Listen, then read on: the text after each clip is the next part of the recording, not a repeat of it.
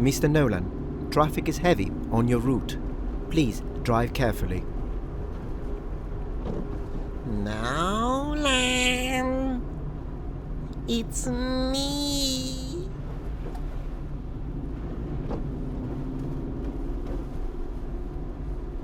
Nolan. Every time you think I'm done, and you're wrong. Greek City Times! Nolan's Odyssey problem. Diversity without Greeks is not diversity. Paste. Man, what an image. For years, Hollywood has lectured audiences about representation, inclusion, cultural sensitivity, and the moral necessity of diversity in storytelling. Studios, actors, and filmmakers have repeatedly insisted that authenticity matters, that cultures should not merely be mined for content, while the people connected to those cultures remain invisible. Yet, the upcoming adaptation of the Odyssey by Christopher Nolan appears to embody precisely that contradiction. Someone would say that they're full of shit. The debate surrounding Nolan's casting choices has quickly become trapped inside the exhausted binary of woke versus anti-woke. Ooh, binary. I see what you did there. That's a thank you.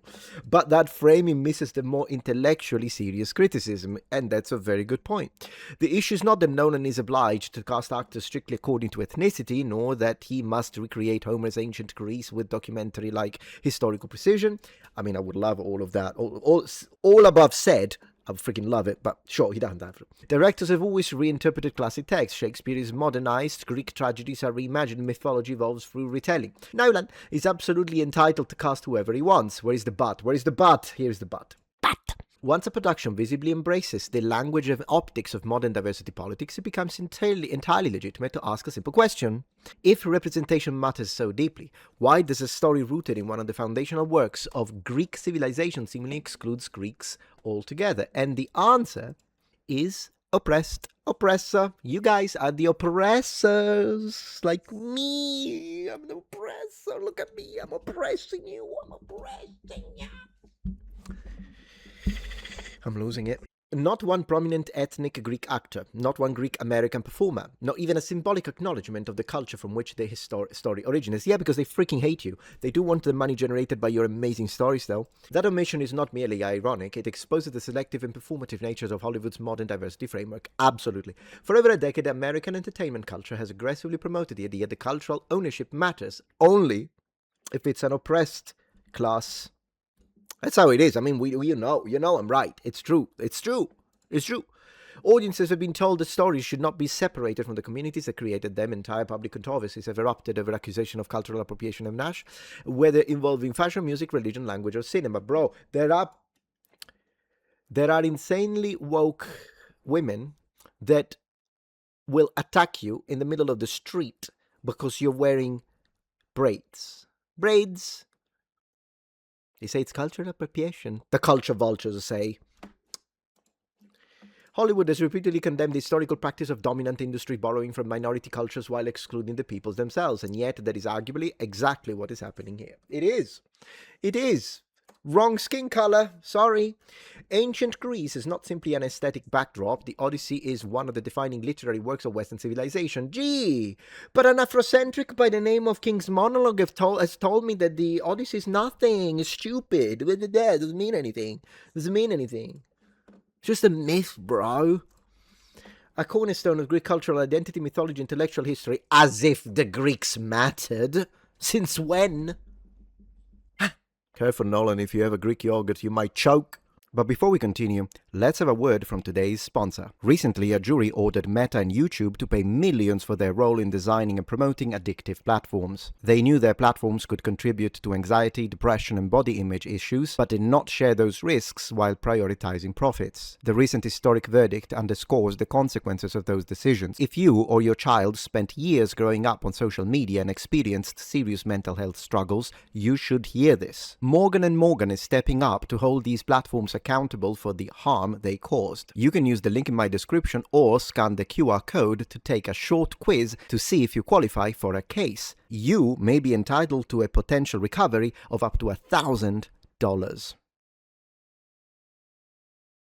Its themes of homecoming, loyalty, temptation, identity, and perseverance emerge from a distinctive Greek worldview and cultural tradition. If Hollywood really believes representation matters, they don't. Come on, brother. They don't.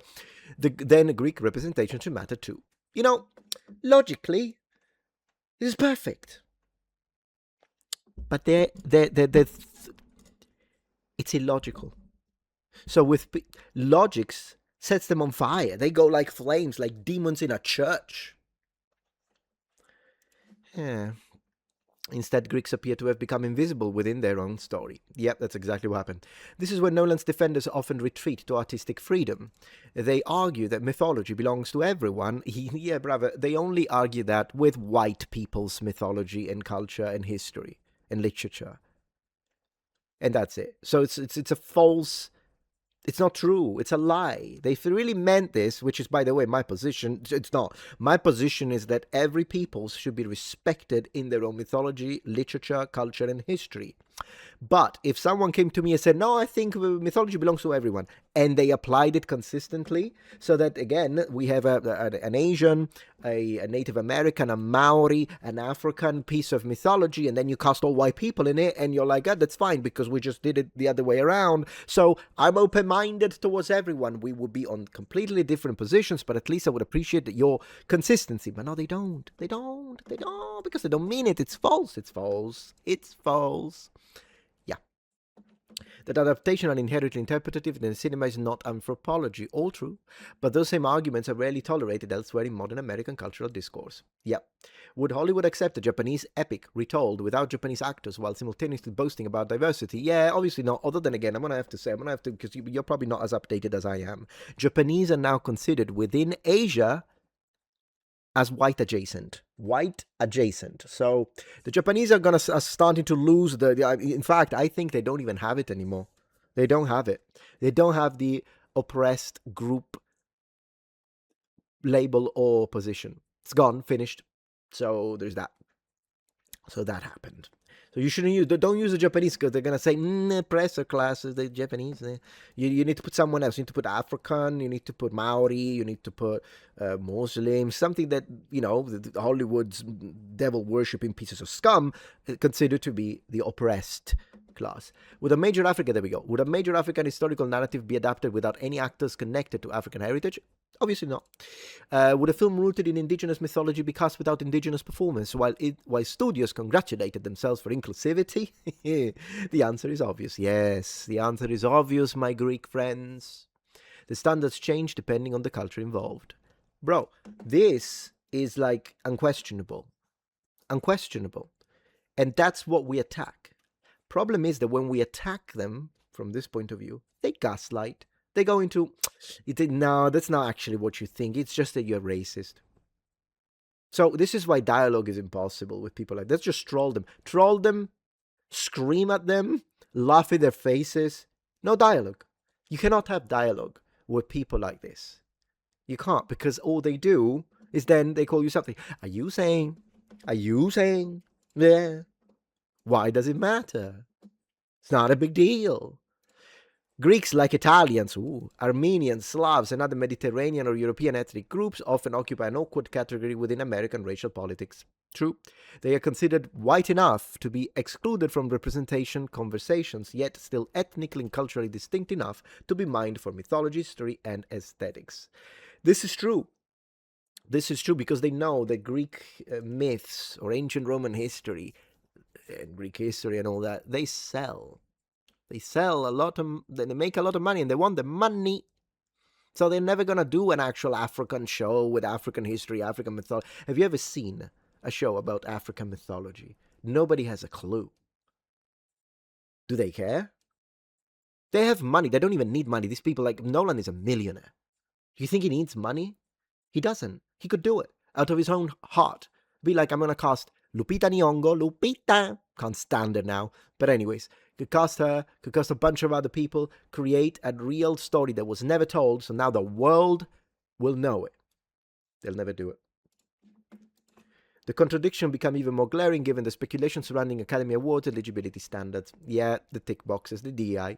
In recent years, the Academy of Motion Pictures, Art and Sciences introduced diversity and inclusion standards tied to the Best Picture eligibility. That's racist. Productions now benefit from meeting certain racial, ethnic, and gender representation benchmarks both on screen and behind the scenes. Disgusting. Defenders argue these standards encourage broader opportunity across historically underrepresented groups. No, it doesn't. Critics argue it doesn't. They just steal our history and they foster anti-white and anti-European racial sentiment. Critics argue they incentivize tokenistic or strategically calculated casting choices designed less around storytelling than institutional compliance and award positioning. If Nolan's casting decisions were even partially influenced by those incentives, the optics become deeply uncomfortable. Totally. Yeah. It's not even the best picture though. It's because he needs to bend the knee. Because in Hollywood, once you become you have to do it. You have to do it or you're not part of the circle. You're immediately ostracized because he's not one of our cult. It's a cultist. It's a cult. That's what it is. And a cult is dogma and you can't question it. At that point, the accusation is no longer simply consistent, it becomes cultural extraction. Yes, Hollywood would effectively be saying we value this ancient Greek story enough to monetize it, prestige brand it, and potentially campaign it for Oscars, but not enough to meaningfully include Greek themselves. But they are the good guys. That is difficult to reconcile with the moral language that the industry constantly applies everywhere. Equally notable is the marketing itself. Nolan's project is being presented directly as the Odyssey, invoking the authority and legacy of Homer's original epic. Yeah, because they're culture vultures. Yet the more radically a filmmaker departs from the source material, whether through tone, casting, themes, or ideology, the more reasonable it becomes to signal their reinterpretation honestly. Yeah, you want honesty with Christopher Nolan? Christopher Nolan's The Odyssey and inspired by Homer's Odyssey, there is significant difference. Sure, I mean, yes, this is getting a little technical, but you would have to assume good faith. There is no such a thing with these people. The latter acknowledges adaptation of creative diversity. I don't care. Again, Nolan is under no legal obligation, of course, to maintain fidelity to Homer. True. But we are under no legal obligation to not attack it nor criticize it. That's the reality of it. It's the beauty of freedom of speech. Man, I wonder if you get arrested in the UK for not liking Nolan or for saying Lupita Nyong'o is not a good casting choice. 20 years in prison, let's go. The balancing act becomes especially unstable when paired with the industry-owned rhetoric about representation and appropriation. The deeper issue here is not whether diversity itself is good or bad. Diverse casting can succeed brilliantly when approached coherently and honestly. I agree, but you will never have that because the reason why, I want to tell you why. There are two reasons why they don't cast real histories and real stories and mythology and culture and literature that belong to I'm going to say minorities, but then again, minorities depend on what point of view, because it's not like Indians are a minority globally. Do you know what I mean? Whatever, I guess minorities in the West, if you want to look at it like that, or even that, it depends, considering the migratory waves, which is one of the reasons they want you to accept that. They want you to accept it. But anyways, the reality is they do it for money. We know that. They'll never cast a real original story from Africa because they know it's not going to make as much money. And then the other reason they do it is because they hate white people and they hate the West and the foundations of the West. It's out of hatred. And they want to try and delete everything that we are. They're doing it. Why do you think they're removing Anglo-Saxon from the curriculum in universities in the UK? And at this point, I imagine it's going to happen in America too. Why do you think they're saying the Vikings and the Norse, they were not white and they were Muslim? It's a deletion. They want to delete us. It's the truth. I don't care if this offends you. I truly believe it because the people that hate us believe it. They say it. They say it. The insane radical Muslims, they speak out loud in front of a microphone. I've seen it. I've seen the clips of people in, like, migrants in Scandinavia, in Denmark, in Sweden saying, we'll replace you. We have like 8, 9 kids per household and you guys don't even reproduce. Give us 20 years, you'll be gone. We'll take this land. They say it. So stop saying it's a far-right conspiracy theory. We'll tell them, because there is plenty of them that say it, and there is plenty of blue-head, nose septum-ringed white liberal women that say it would be great if all white people were removed. And they don't say the word removed. I say it because I still want to monetize this. So tell them. If representation matters, it should matter universally, including for Greeks. I 100% agree. But that's true equality. They don't want equality. They don't. If cultural authenticity matters, then the original culture cannot become optional whenever convenient. I agree. It's terrible. What frustrates many critics of Nolan's approach is not merely the casting itself, but the asymmetry of cultural rules in modern America, and also the fact that you get called names just for disagreeing, not liking it. Some cultures are treated as sacred and untouchables, others are treated as open source mythology available for endless representation without obligation of accountability. Yep. That it consistently breeds cynicism, I agree.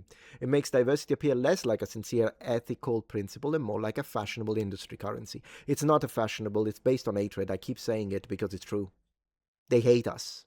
Hollywood hates us. They do. Applied selectively according to political trends, yes, institutional incentives, and award seasons calculations. Ironically, the backlash against films like Nolan's Odyssey is not necessarily coming from people opposed to artistic freedom, exactly. In many cases, it comes from audiences applying Hollywood's own logic back onto Hollywood itself. But because they lack that logics, it doesn't work. Man. Unbelievable. They're absolutely right. I support this message 100%. And I want to give them, people that write this from Greek City Times, I want to give them a little bit of a platform. Keep writing these. I'll keep sharing them. And glory to Greece. If you appreciate my content so far and wish to help ensure my ability to continue to tell it how it is, regardless of any possible backlash, please support this channel on Patreon. Any support helps me and my team of academics keep the channel strong and gives us the means to fight back against the political rewriting of history. Stand with us, form the wall, defend the truth.